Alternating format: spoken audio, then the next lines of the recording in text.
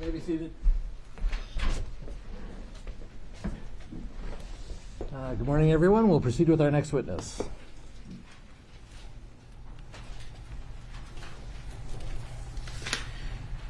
Good morning, Your Honor. Thank you. Before I call the state's next witness, I'd like to offer two exhibits into the record that were published yesterday, Exhibits 75 and 267.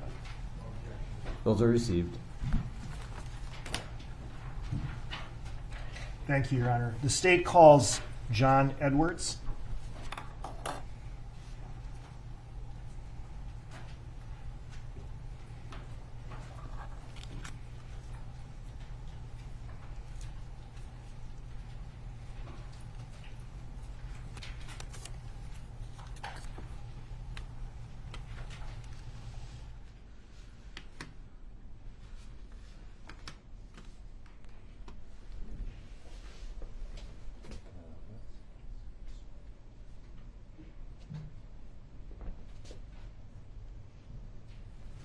Stand there for a second. Raise your right hand. You swear or affirm under penalty of perjury that the testimony you're about to give will be the truth and nothing but the truth? Yes, sir. Have a seat.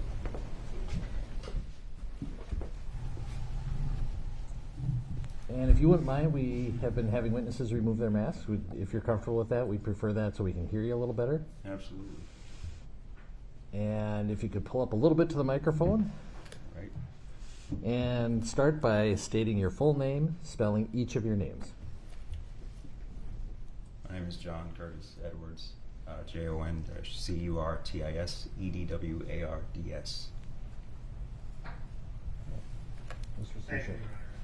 Good morning, sir. Good morning. Would you please tell the jury your occupation?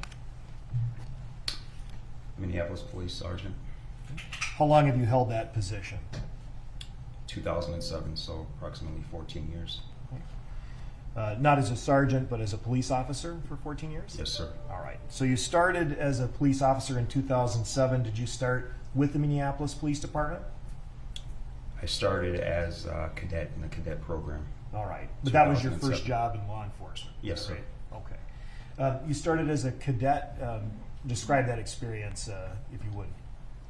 The cadet program is a curriculum designed for those who have graduated college from an accredited college to undergo more criminal justice and law classes, as well as partake in skills, as well as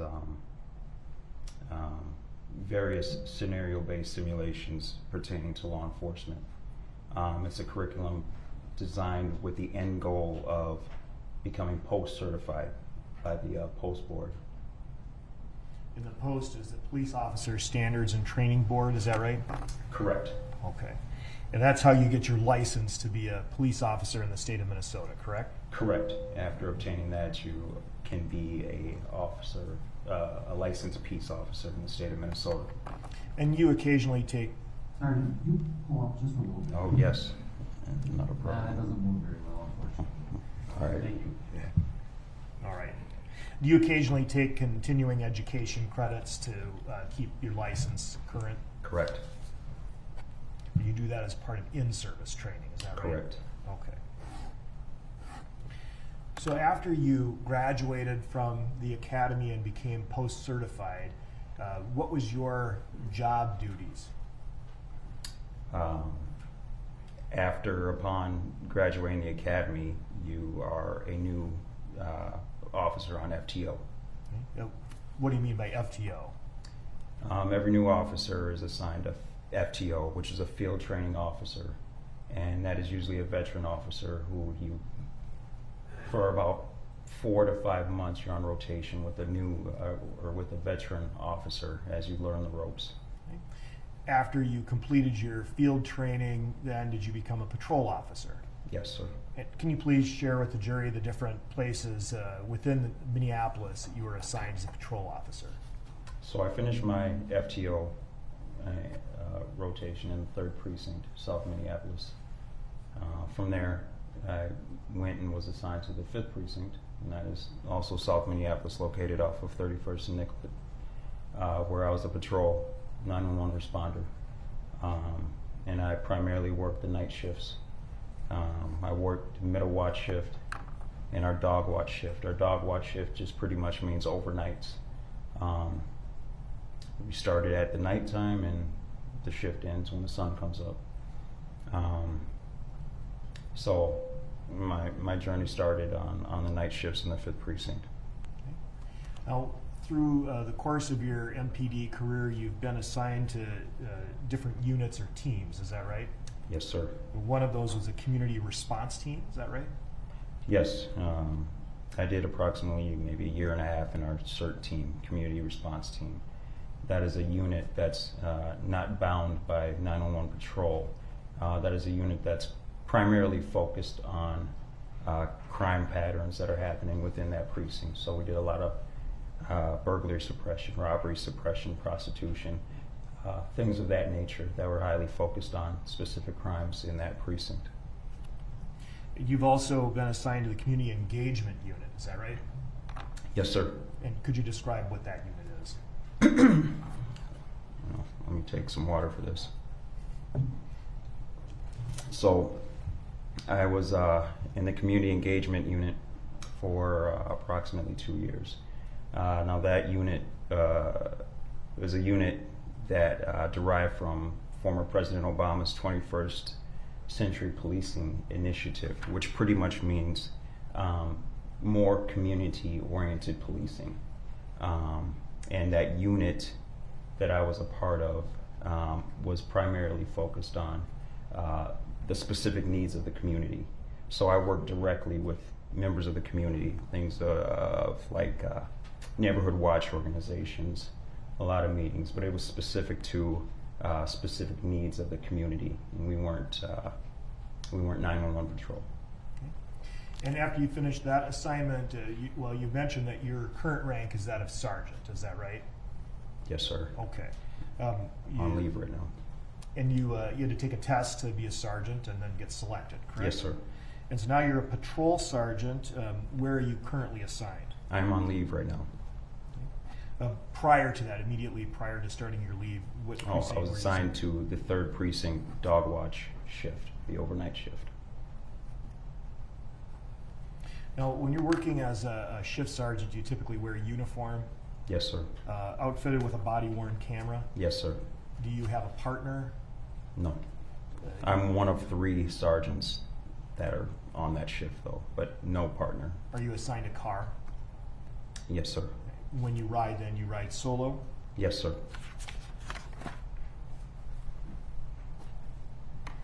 Now, you've, as a Minneapolis police officer, you've signed a certification that you're familiar with various Minneapolis Police Department policies, is that right? Yes, sir. And as part of that, in addition to all of the policies that have been introduced, we're just going to focus on that of critical incident response, all right? Now, when we, looking back to May 2020, you were supervising the dog watch shift. Were you working on May 25, 2020? Yes, sir, I was. Okay. And when do you recall beginning your shift? Like I said, I'm the dog watch shift. Our shift started at 20-30 hours, which is 8:30 p.m. And what's the first thing you do when you start the shift? First thing I do is conduct roll call with my officers. Describe what the roll call involves. Roll call is basically attendance, making sure all the officers are there, everybody's there, accounted for, they're ready to work. It's a time where we pass along pertinent information about what has gone on during the day, or maybe what crime patterns and things to be aware of. And if the officers have anything that needs to be brought to the table, they can as well. Roll call concludes with me giving the officers their squad assignments and then sending them on their way so that they can start answering 911 calls. And do you typically receive information from the previous shifts that you can pass it along to the officers you're sending out on your shift? Sometimes. Sometimes, yeah. You're generally familiar with the officers that you personally supervise? Yes. And other officers within the 3rd precinct? Are you familiar with other officers in the 3rd precinct who are not necessarily on your specific shift? Oh, yes, yes. Are you familiar with an individual named Derek Chauvin? Not personally, but I do know who he is. Okay. Do you believe you'd recognize him if you saw him? Absolutely. Do you see him in the courtroom today? Yes. Would you please point to him and... Okay, thank you. Your Honor, may the record reflect that the witness has identified the defendant? Any objection? Yes, only if you'd like. How do you know him? Like I said, I don't know him personally. We worked out of the same building, but we worked on different shifts. I wasn't his direct supervisor. Sort of a name and face recognition. Absolutely. Ever socialized outside of work? No. Are you familiar with an officer named Tu Tao? Yes, I know who he is. Okay. Is it the same nature, basically the same type of relationship as the defendant? Yes, we worked out of the same building, but we were on different shifts. And Thomas Lane? Yes. How would you describe your relationship with Thomas Lane? He was also on the mid-watch shift, but Thomas Lane did do a rotation when they were new on my shift, and I believe he was on my shift for about a month when he was, I think it was probably his 2nd month on the job. Have you ever interacted with him outside of a work setting? No, sir. And Alexander King? Him as well. Same relation. He and Officer Lane were both on my shift for approximately a month, and I believe that was also his 2nd month of being on the job. So I'd like That was to... while they were on their FTO rotation. They rotate between different shifts. Thank you. Yeah. I'd like to then bring you back to that roll call on the date in question. Did you receive a telephone call around roll call time? I believe the phone call was shortly, just as roll call concluded, yes. And who was that phone call from? I received a phone call from Sergeant Pluger, who was the mid-watch sergeant. Do you recall what Sergeant Pluger, let me back up. Did Sergeant Pluger give you information that you relied upon to take further steps in your duties that night? Yes. Okay.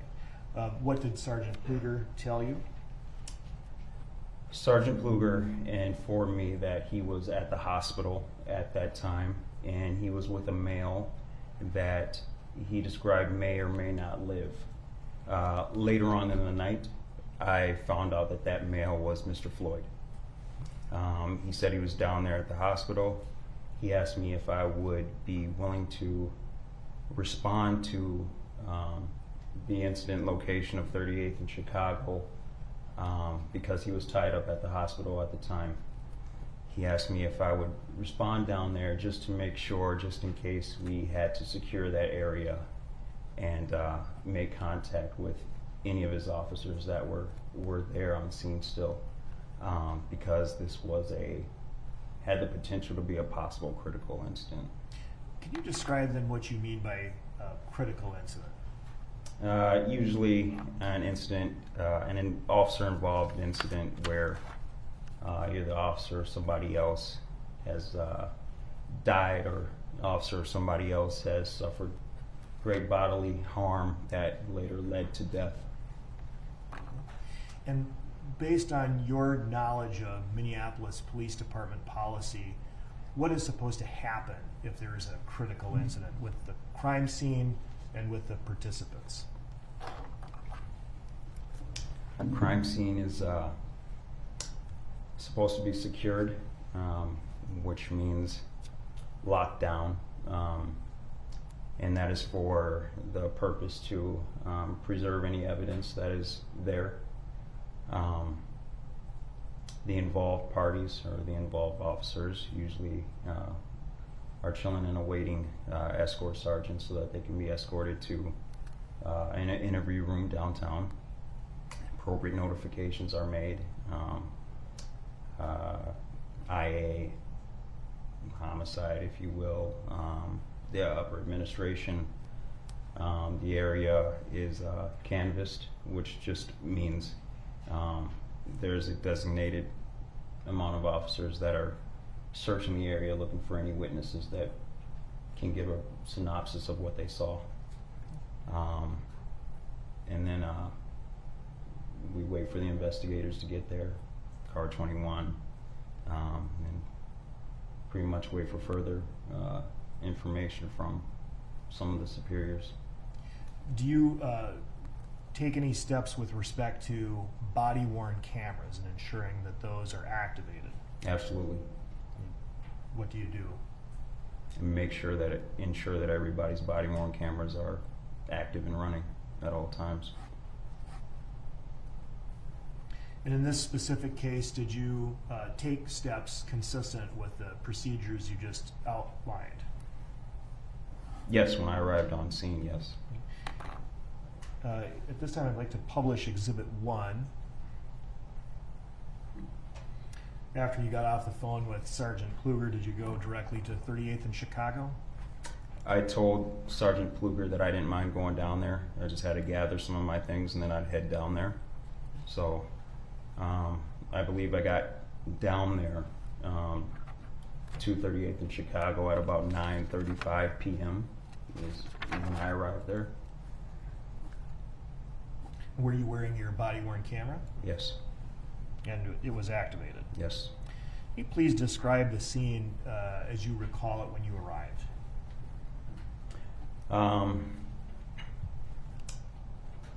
38th in Chicago, so it's kind of a high-profile area. 38th Street and Chicago Avenue are both major thoroughfares in South Minneapolis. When I arrived, the only people that were there were Officers King and Lane, it seemed. There wasn't very many other people around when I arrived there. Now, you indicated that your body-worn camera was activated, and prior to testifying today, you've had an opportunity to review various still photographs taken from the footage of your body-worn camera. Is that right? Yes. And at this time, Your Honor, I'm going to offer Exhibits 81 through 95, which are images taken from Sergeant Edwards' body-worn camera. Any objection? 81 through 95 inclusive are received.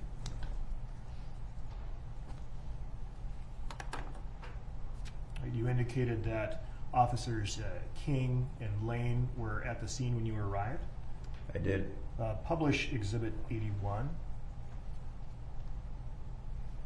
Do you recognize the individuals in this photograph, Exhibit 81?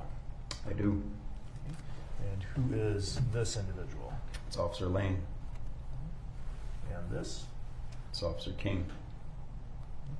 Can you tell the jury what, if any, interaction you had with Officers Lane and King when you arrived? When I arrived there, I was met by Officer King first. First thing I did was I told him, hey, if your body-worn camera is not on, turn it on now. He did. Officer Lane came out of the car several seconds afterwards, told the same thing to him, and he activated his body-worn camera. Right, so Lane was initially sitting in the car. Yes, sir. Do you know what car? His squad car, the one that's pictured right there. Is that 320? Sure. Is that a squad car assigned to that sector within the 3rd Precinct? Yeah, that's a middle watch squad.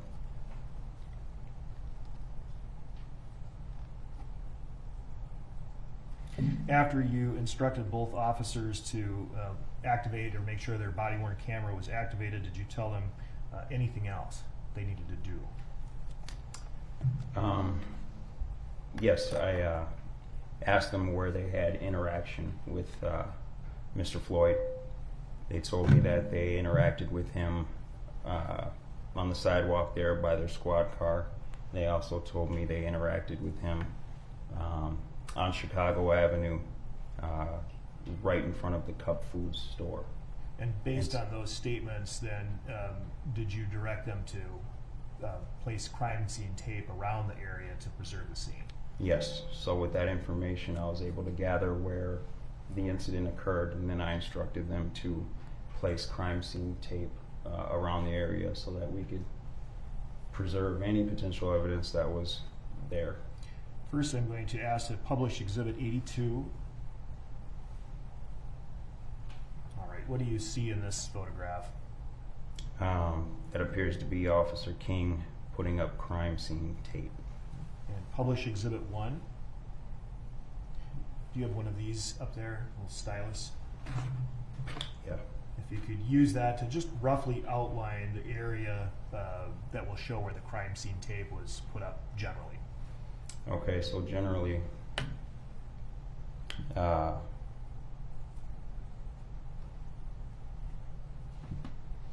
their squad was right here at the time. This is different. Their squad was here. Mr. Floyd's vehicle was right here. I had them encompass this whole area. So crime scene tape was around that whole intersection. It encompassed the entire intersection. At the time you were having them do this, were there any other officers in the area at the time, or was it just King and Lane?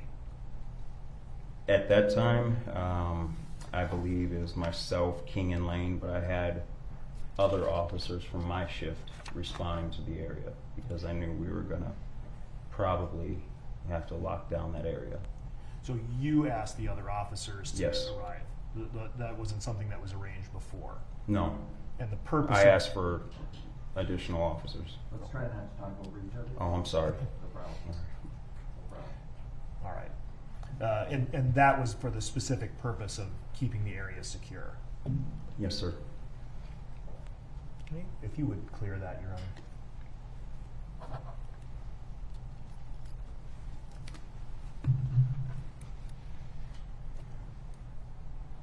And at some point, did you learn that this in fact was a critical incident? Later on in the night, yes. But you were taking steps to secure the scene as if it were going to be a critical incident before that. Yes, sir. So at this point, did you really know anything about what had happened that caused you to be called out there specifically? No, I didn't know specifics. No, at that point, I had very little specifics. For I example, was waiting for more phone calls from Sergeant Kluger for more direction of what was going on. for example, you didn't know the defendant was involved at that point. Is that right? Correct.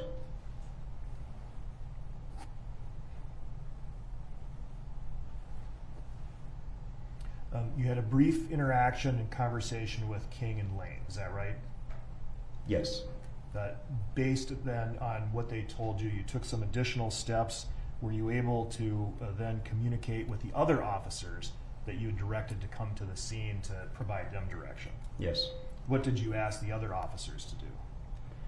A number of the officers I asked to canvass the area. As I explained before, that just means pretty much go door to door, see if there's any potential witnesses that may have been there when the incident occurred, and obtain a synopsis of what they saw, and to get their name and information. It's just searching for any potential witnesses and getting their story. If we could publish Exhibit 83, another image from your body-worn camera, you see some of the other officers from your shift who you called to help you with the scene. Yes, sir. I'm going to ask you to just identify some of the folks in the picture. We'll start, of course, here. Who's that? It's Officer Lane, Right. And this individual? Officer Nerling, Okay. And this person? it's Officer Cape, This person? Officer Oaks, And this person? and Officer Areola. And Officer Areola was a fairly new officer at the time? Yes, sir.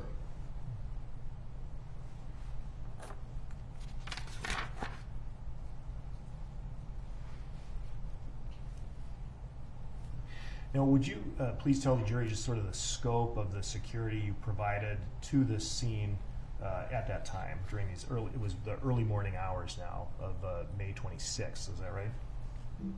Yes, sir. What did you do?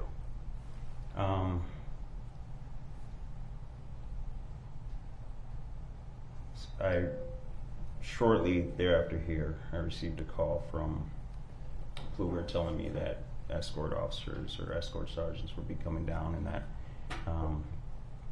he was still downtown or at the hospital. I had been notified, and appropriate people in administration had been notified, and he just requested that the scene just remained secure. So, in answer to your question, we, my guys and I just remained there for scene security to ensure that no vehicle or pedestrian traffic entered the crime scene and contaminated our scene. You made sure no one came in to that roped off area. Yes. Did you take any steps with respect to the business cup foods? Yes. What did you do?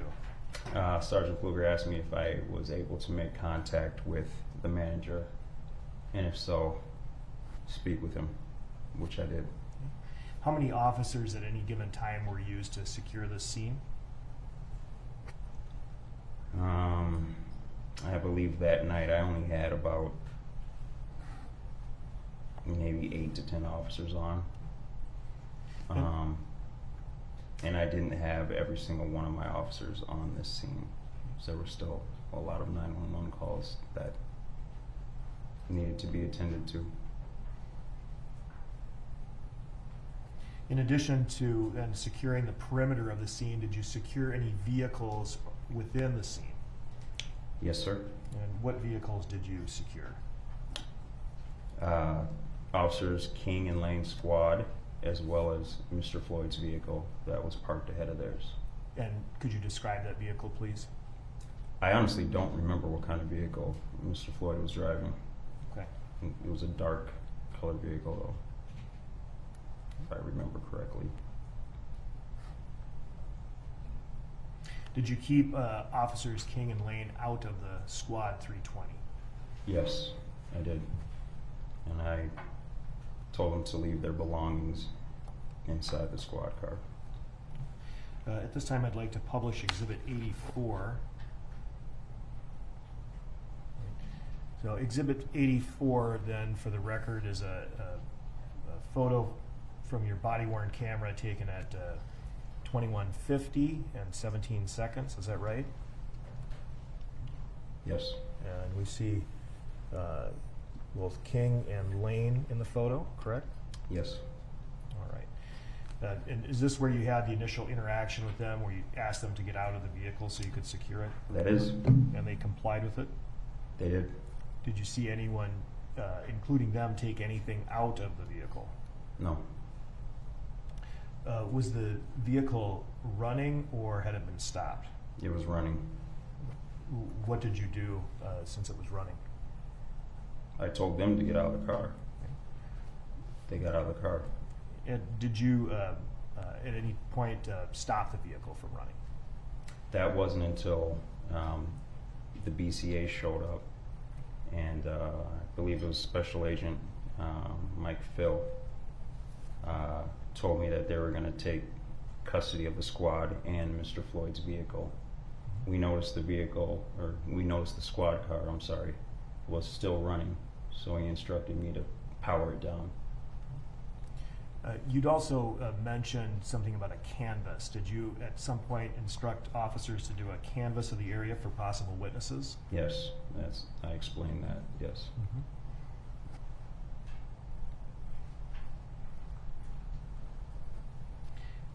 And what, since you didn't know much about what had happened, what were you asking the officers to look for? Anybody that may have been in the area at the time that the incident occurred.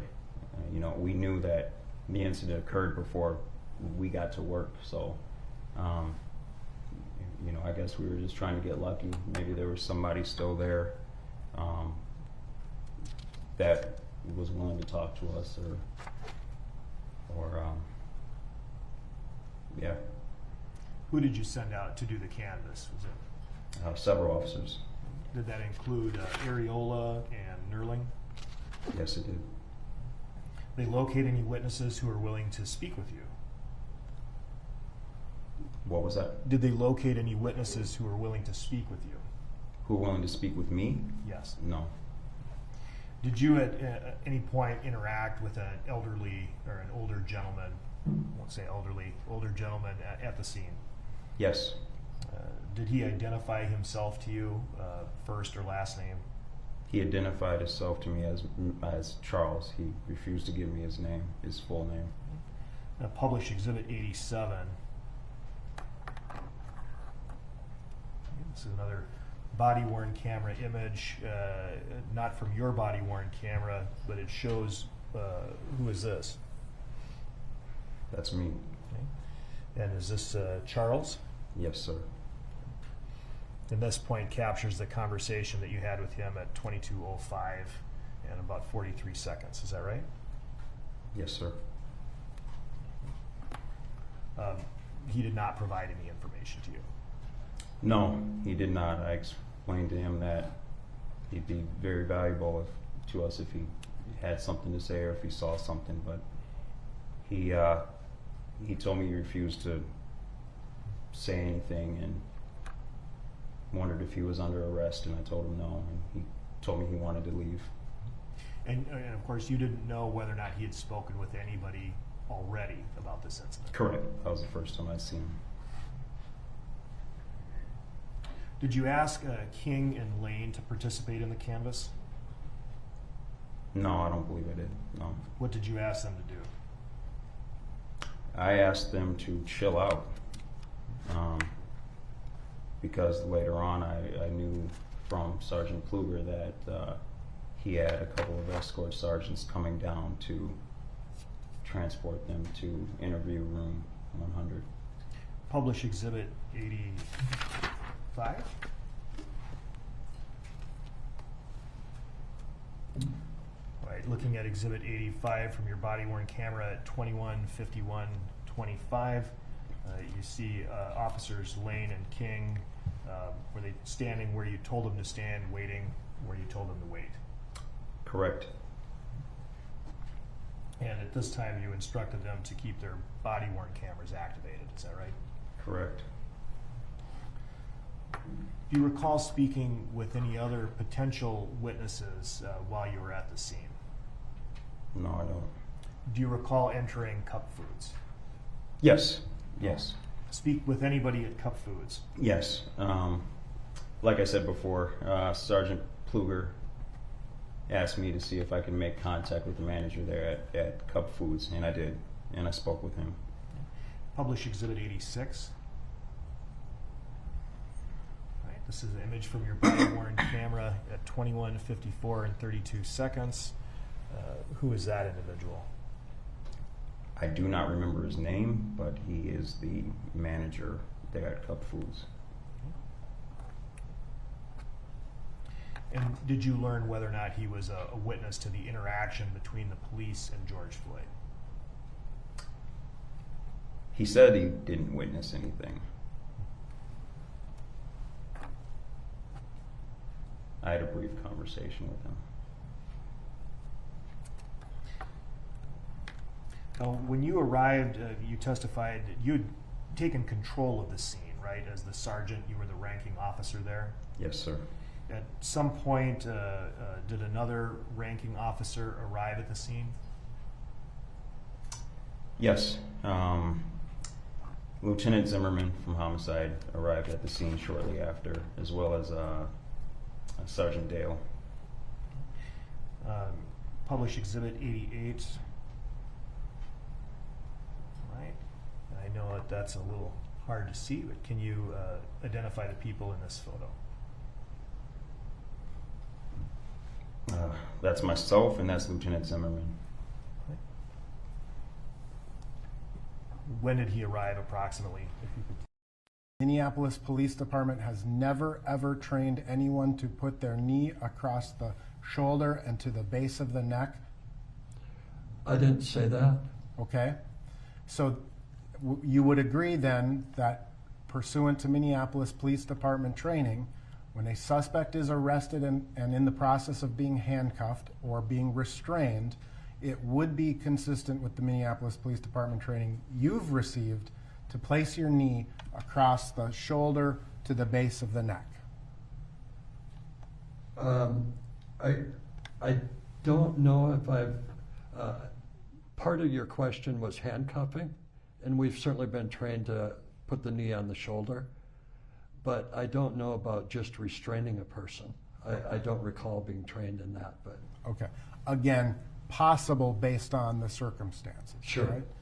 And when an officer is restraining a person and has called for EMS, have you heard the term that we're holding this person for EMS? Yes. Okay. And essentially that means you want to keep them in that position until EMS arrives because they're more capable to deal with whatever this situation is. Agreed? No, I don't think I would agree with that. Okay. How would you describe the term hold for EMS? Hold for EMS is that you are holding him for EMS or her. And sometimes people are held for EMS in a restrained position. Agreed? Yes, sometimes, yeah. Now, you also testified that once a person is handcuffed, the threat, I think you said, is gone. It's at the lowest threat level, right? Yes, that's correct. Now, that obviously, a person who's handcuffed can still pose a threat, right? I suppose they could, yeah. So an officer who is even though he has someone handcuffed, that person could continue to kick the officer. Yeah, I suppose, yeah. That person could continue to thrash his body around. Agreed? Sure.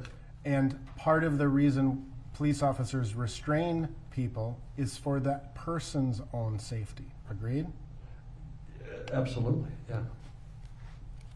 Now, it also presumes that the handcuffs were placed on correctly, right? Yes. Sometimes in a struggle or an attempt to handcuff someone, handcuffs aren't placed on properly and they can pop open or be too big for a suspect, right? Yeah, I don't know if I've ever seen them too big, you know, for a suspect. Sometimes they're too tight. Okay. But if sometimes in the process of handcuffing someone, one handcuff goes on, thereby giving the suspect a potential weapon if he were to break free, right? Yes. Or she, for that yes. matter. And officers have been attacked with their own handcuffs, in your experience, right? Oh yeah, yes. So you would agree that the use of force is a dynamic series of decision making based on a lot of different information. Absolutely. And it's based upon a lot of information that is not necessarily captured on a body camera. Agreed? Yes, that's correct. The body camera is only so effective to show what the body camera sees and not what the officer sees. That's correct.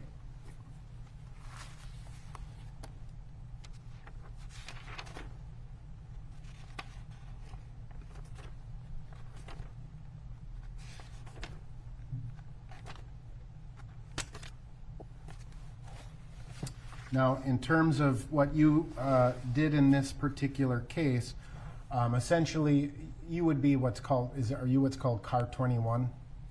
Is that the homicide unit? And I may No, it's not. Car 9? I don't know.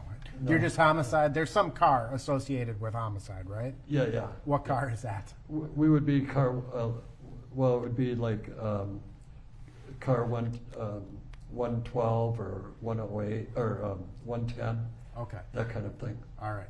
So you got called, or you were made aware of this incident back on May 25th of 2020. You understood it to be a critical incident, correct? Yes. And it is Minneapolis Police Department policy to turn over the investigation of any critical incident, or the majority of critical incidents, we should say, to the Bureau of Criminal Apprehension, right? Yes. And that is to avoid any potential conflicts between the involved officers, right? Yes, that's right. And so your role, you heard this call came out and you kind of self-assigned to show up here? Yes, And you did that because you wanted to make sure the scene was secure, right? yes, To make sure that the officers who had responded to the scene were doing the things that they should be doing in connection with a critical incident, that's correct. such as roping off or tying off the tape, or taping off the scene, I should say, right? Putting up crime scene tape? Yes. Yes, Not permitting citizens to come wandering through the scene, right? yeah. Canvassing the area, I think you said. And ultimately, your role in this particular case was limited to a couple of hours of time, making sure those things were done, and until BCA agents arrive and you handed off the scene, right? Yes, that's correct. All right. And it was not until later that you were asked to review the body-worn cameras of the officers and consider the use of force, right? Yes, And it would not be within your normal role or job duties to do such a use of force analysis, right? that's correct. I have no further questions. Redirect?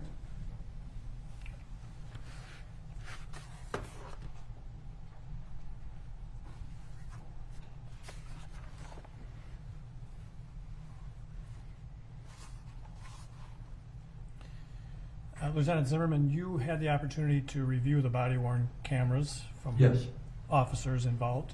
yes, Did that also capture the bystanders on the sidewalk during the incident? yes.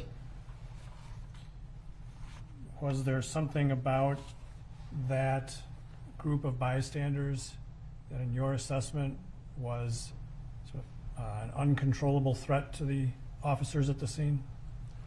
No, Would there be a way, or, well, I mean, I ask it this way. Would there be other ways for officers to deal with bystanders? yes, And could that include calling for backup?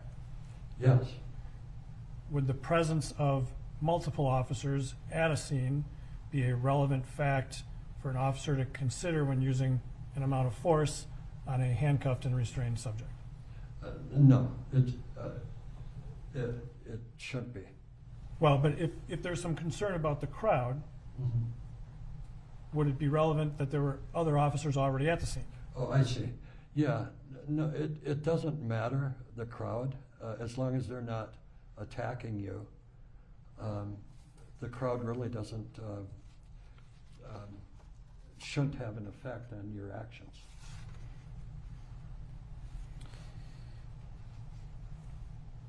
You were asked if the use of force training has changed over time, Yes, okay, but you still get the most up-to-date training every year when you go to the use of force training. I do, yes.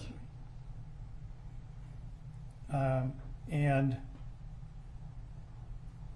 you were asked about, has the academy changed since you went to the academy? Yes, And you haven't been through the academy since then, correct? right, yeah, But you have some familiarity with how the academy trains new officers. absolutely. And do you think that academy training provides appropriate training for officers Yes, it should. and would provide the most up-to-date training on the use of force for Minneapolis officers that take the academy type training? Yes,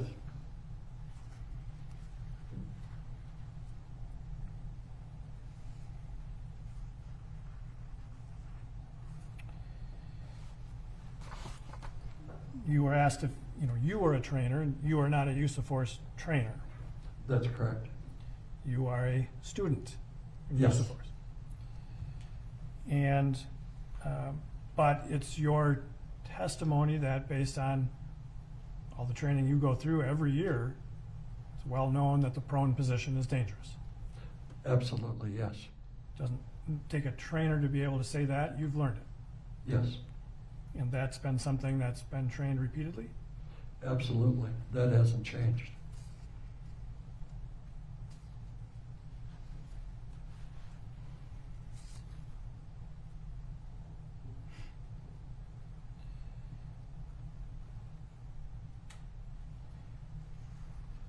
You were asked about the critical decision-making model. Yes, Familiar with that from your training? yes, And part of that is continually reassessing the need for force. correct. Is that a fair statement? Yes, And so that would include reassessing the location, yes, the tactical advantage, yes, conceal and cover, yes, scene security, yes, security and scene, yes, or security of the scene, yes, medical distress of the person restrained, yes,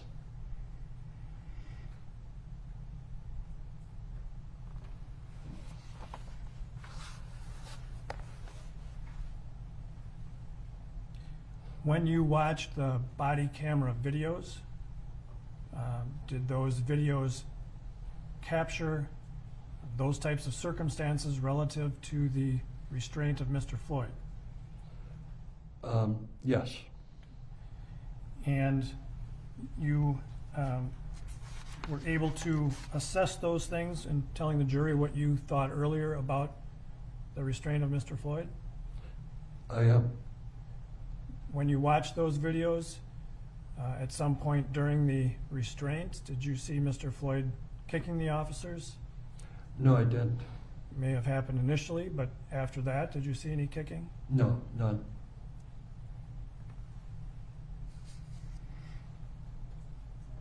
Defense counsel asked you about the concept of holding for EMS.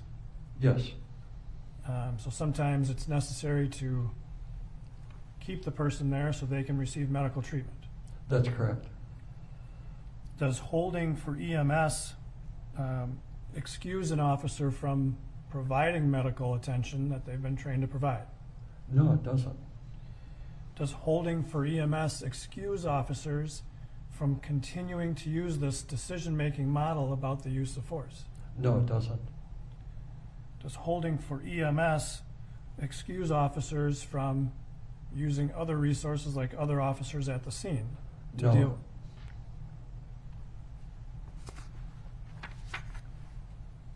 You were asked about handcuffs. If handcuffs are not properly locked, can they tighten? Yes. Can they loosen? I'm sorry? If they're properly connected, can they loosen? Mm-hmm. They can come open.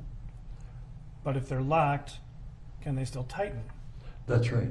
If they're not, I think the term is double locked. Right, yes. And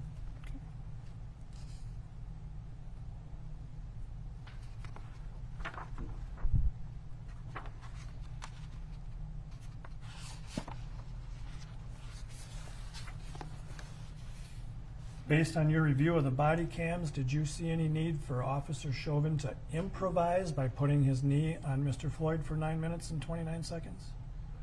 No, I did not. I have nothing further, Your Honor.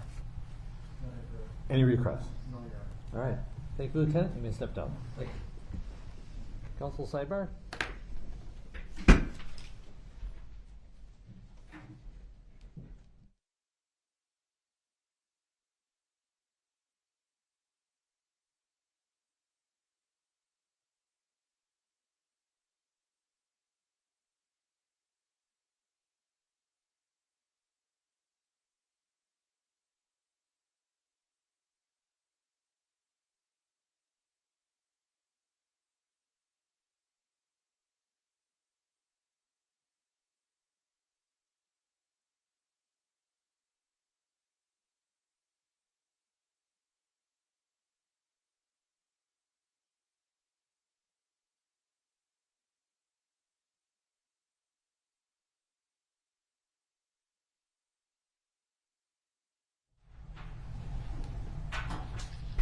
Right.